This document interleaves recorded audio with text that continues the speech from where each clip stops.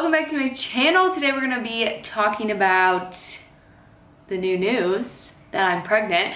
I wanted to do a pregnancy Q&A with you guys just because I know a lot of you have been following our journey of trying to conceive and the loss that we went through, and there's just a lot of questions coming through. So I wanted to make sure that I answer as many as I can. I'm pretty much an open book, and I want to be as honest and open and transparent as possible because I know when it comes to, I feel like when it comes to like starting to want to try for a family and like trying to conceive and pregnancy loss and everything, it's not really talked about enough. And it's hard, like going through, you think you're like the only person in the entire world who's experiencing this, especially if you maybe have family or friends who seem to get pregnant so easily or can hold a baby so well or whatever.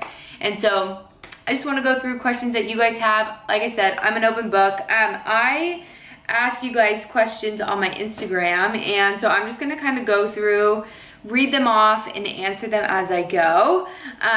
So just bear with me. There's quite a few, but I want to make sure, like I said, I'm answering as many as I can. So we're going to start out with just like the basic easy ones, and then we'll go into more detail about like our journey and just our plans and what we did and just like pregnancy after loss and all of that. So if you guys are new here, don't forget to subscribe and give this video a thumbs up so I know you guys like these type of videos. But let's just get to it. Let's just jump into it. Okay. I got a ton of like, when is my due date and gender. Do I know the gender? So first and foremost, my due date is March 17th. So I am, as of now, today, September 13th, I'm like over 13 weeks. I'll be 14 weeks this week.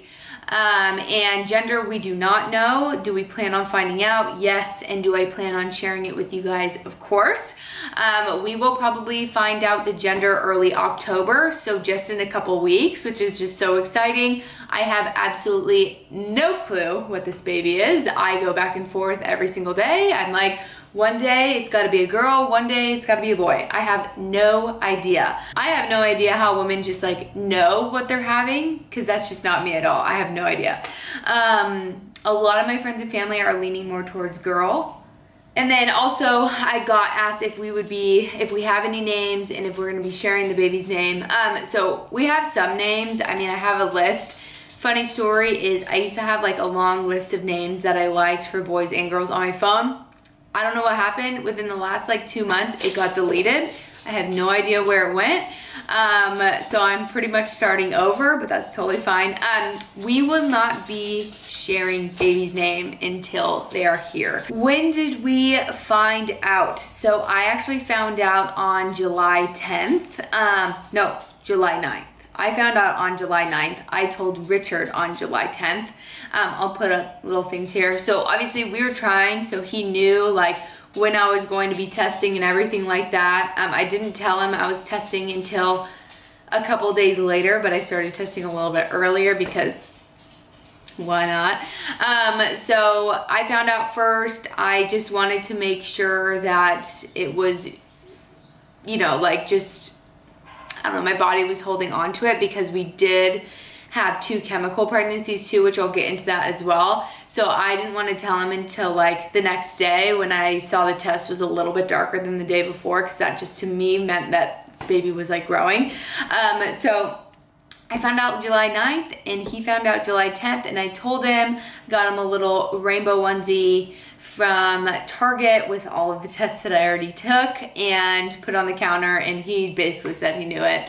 I have a video, so I'll show you here, but yeah, so exciting. It was also right before his birthday, so that was really cool. His birthday is July 20th, so I was able to tell him before his birthday. But yeah, so fun. Okay, what have my pregnancy symptoms been? So at the beginning, I didn't really have too many just because I started testing like around 10 DPO, so it was before my missed period. But eventually I was so exhausted. Like I could sleep all day and all night if you let me. I was sleeping like 11 hours, maybe 12 hours a night plus a nap every single day, which is like so much sleep, but I was exhausted. Also, I My symptoms have kind of started to fade a little bit just because I'm getting closer to the second trimester, but I was pretty nauseous in the beginning. I never got sick, which is like, I will take that. I will take that and run with it. But I was pretty nauseous every single day, mostly in the afternoon, not really in the morning. I did have to eat something right away in the morning or else I did feel sick, and I still do. I still have to eat like right away. But in the afternoons is when I just kind of get that like I'm hungover type of feeling where I just don't feel good at all. And then my food aversions have been very bad. Like things that I normally eat every single day, I want nothing to do with it. It is the most bizarre thing ever. I haven't had a sip of coffee in like 3 months because coffee sounds terrible. Meats and stuff, like I have not been a fan of eating like meat and protein, which is like something I normally like eat with every meal, but also like sweets and candy and ice cream and stuff. I've not wanted any of that, which is very weird for me. So I don't know, it's kind of all over the place. I feel like it's getting better, but it's still, my food aversions are still like very off. Okay, a few questions on just like our journey to get to where we are at today. So I'm just gonna kind of answer those type of questions. So a lot of what are chemical pregnancies and what do you mean that you had 2 of them? Does it mean that you just tried for 2 cycles, stuff like that? So a chemical pregnancy is essentially a miscarriage between the weeks 4 and 5. So it's before really the baby has a heartbeat or anything like that. So I had 2 of those. One was in November and one was in April. And basically I was getting a positive pregnancy test. For me personally, I got a positive. They would progress as in like the lines would get darker for like a day or 2 and then the lines would start getting lighter and then I would start bleeding. There's so many factors that go in with chemical pregnancies. Like I've done a ton of research on them and like looked them up and everything, and I'm not gonna get into that today, but they are extremely common. A lot of people don't even know that they're having one just because if you're not testing super early like me, you would think that's just your cycle. For me, I knew I was pregnant essentially, like my body was registering as I was pregnant with the positive pregnancy test, but eventually within like a couple days or a week, I would start bleeding and I would essentially lose a pregnancy. So that's a chemical pregnancy. And then in December, we found out we were pregnant again. And January 3rd or January 4th, we went in to the doctors and the baby was measuring a week behind, but they said that's pretty normal. Just depends on a lot of different things. My cycles were a little bit longer at that point. They were like 35 days. So I could have ovulated later, which I knew I didn't, but my doctor had like he wasn't thinking that something was wrong or anything because the baby had a heartbeat, everything looked good, like all of that. And then about 3.5 weeks after that appointment, right before I was going in for my next appointment, I started bleeding. So I had what is called a miscarriage. It's basically where your body doesn't recognize the miscarriage like right when it happened or when the heart stops. It doesn't recognize that the baby stops growing for a couple weeks. Just depends, everyone's body is different. And then so I went into the doctor and had another ultrasound just to confirm it, and the baby stopped growing the day after that I went in the first time. So the baby was only measuring 6 weeks in 1 day, and then we had to get surgery just to get everything removed, which is called the DNC. And I think we took like 2 or 3 months off from trying to let my body like completely heal after that. After, you know, my body healed and everything like that, and we were ready to try again, we had our second chemical pregnancy in April. And then I was like, you know what, we'll just reevaluate everything around a year. Like, let's just keep trying, see what happens, and then around a year, we will see if we should look into medication or anything like that, or if we should just keep trying. Because on average, it takes about 8 months for a couple to get pregnant. So we were almost around 8 months, but we weren't really there yet. And I don't know, I was just like, let's just keep trying and see what happens. Like, I feel like I'm trying to view things more on like an optimistic and hopeful and a more positive way. Deep down, I know like over the last like 6 months, I was so upset, but I was feeling like we were in a really good spot. I feel like we were getting closer. So we ended up conceiving in my June cycle, which I found out early July, and that was really exciting. And I was like, okay, I'm gonna do everything I can to just keep this baby as healthy as possible, keep myself as healthy as possible. And I don't know, when I got that first positive on July 9th, I think it was, I just felt like this was it. I felt like this was the perfect timing, and this was like the right time for us. I don't know, it's like the weirdest feeling, but I really truly think that like timing is everything, and there is a time for you, and like this, it just felt right. A lot of questions on like, were we tracking ovulation? Yes, I was using just these little ovulation sticks on Amazon. I can link them in the description below for you guys. It comes with like 50 ovulation tests and 20 pregnancy tests, which is like so nice, and it's pretty reasonably priced. It helps a ton to track your ovulation, because for me, I know I was thinking when we were not tracking that my ovulation was a couple days before when it actually was, so we were kind of missing it a little bit. So ovulation tracking helped me so much. Okay, quite a few questions about how I'm feeling. Was I nervous, like getting pregnant again? Yes, of course. Like, pregnancy after loss is so different than I feel like the first time you pick up your pregnancy stick and it's positive and you have like a perfect healthy pregnancy. When you go through a loss, like, it puts so much anxiety in it, and I just feel like I was at the very beginning so anxious all the time. Like, even if you ask Richard, the first like 2 or 3 doctor's appointments, I went every 2 weeks, because I told my doctor, I was like, I'm just anxious. I just want to make sure everything's fine. I don't want to miss anything if something happens again.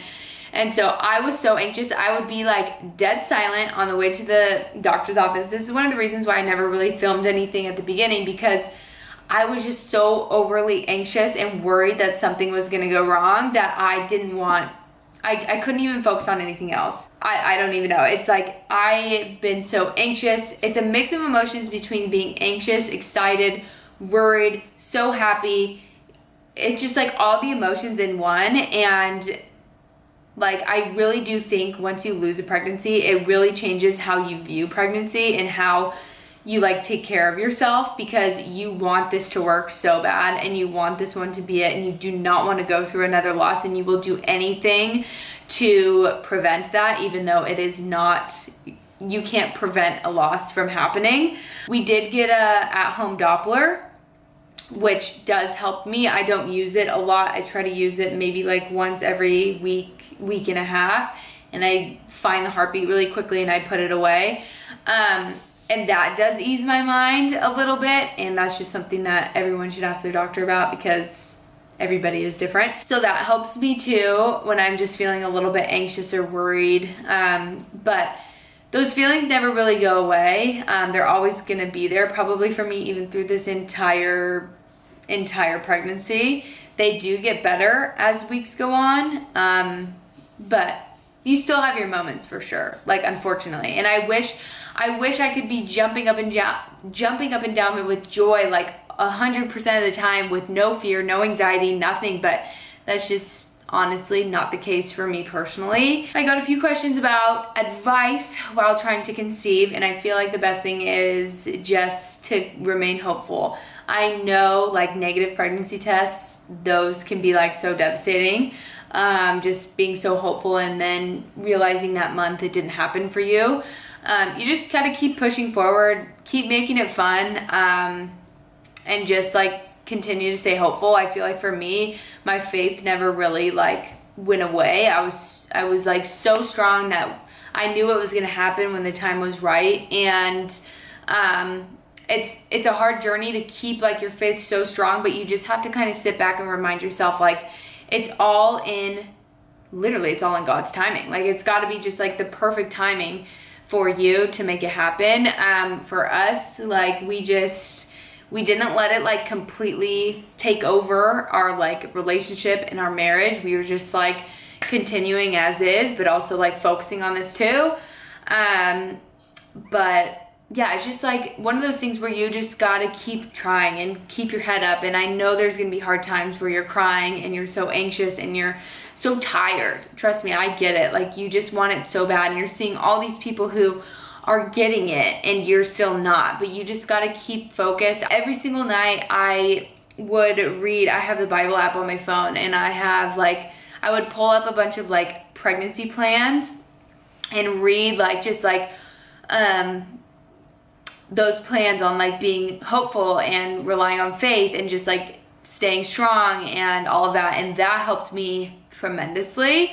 And just trying to find books that are gonna give you the hope that you want to just read and like kind of take in, because then you'll take that with you. And I know for me, once I did get this positive test the last time, I still do that. I still read pregnancy plans every single night, just like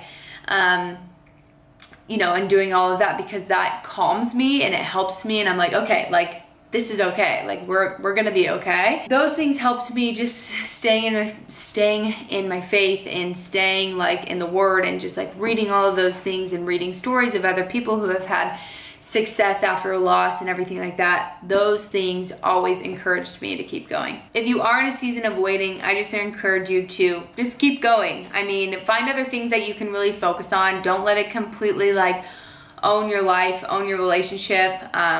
Just find things that you can do for yourself that makes you feel good, and kind of like take the worry and the anxiety and just like that kind of away. But just stay hopeful, because your time is coming. You just have to keep reminding yourself that your timing will be perfect. Everything will make sense once it happens. But just keep pushing through it, because not everyone's journey in trying to conceive and trying to make a baby is easy. And even though a lot of people like to make it seem easy and seem just like, oh, I'm pregnant when my husband looks at me, that's not the case for everybody. And you're not alone if you're in a season of waiting or season of trying. Like, there's been a lot of people who have reached out to me personally, who has shared those stories with me, who have they've had loss after loss, but they finally had their miracle. And I was holding on to those stories and being like, that's going to be me. I was kind of taking that as my own, and I was like, their story outcome is what my outcome is gonna be. And so just look for those stories, those like hopeful story that you can hold on to, their faith, and you can take that and just be like, yes, this is gonna be me. Okay, this is gonna be my last question, just because what I do, I'm a personal trainer. A lot of people ask me if my workouts are gonna be changing.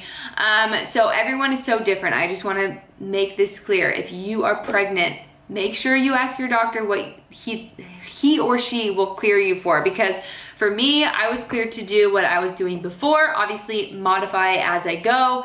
Don't go for your like 1 rep max. Like, I'm not gonna be doing that, but I'm still gonna be working out, because there is so much research on a healthy pregnancy and the mom working out and how that benefits the baby. And I know so many people have like an old school mindset that you shouldn't be working out or shouldn't be lifting or doing anything, but that's not necessarily the case, especially if you've been doing this before. You have to think, I have been lifting weights and working out consistently for years and years and years, and if I completely cut that cold turkey, I think my body would have a panic attack. So I will be going on just as is with my normal workouts. They have kind of shifted a little bit. I'm not working out like 5-6 days a week. I'm working out 4 days a week, just trying to get in some type of movement.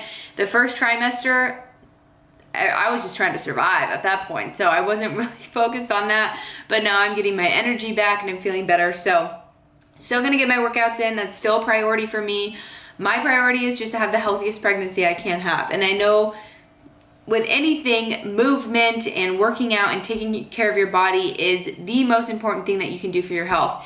And that's something that you can pass along to your baby as well. So I will still be working out as normal, still posting workouts as normal, not going anywhere. I'm not making everything gonna be about pregnancy or anything.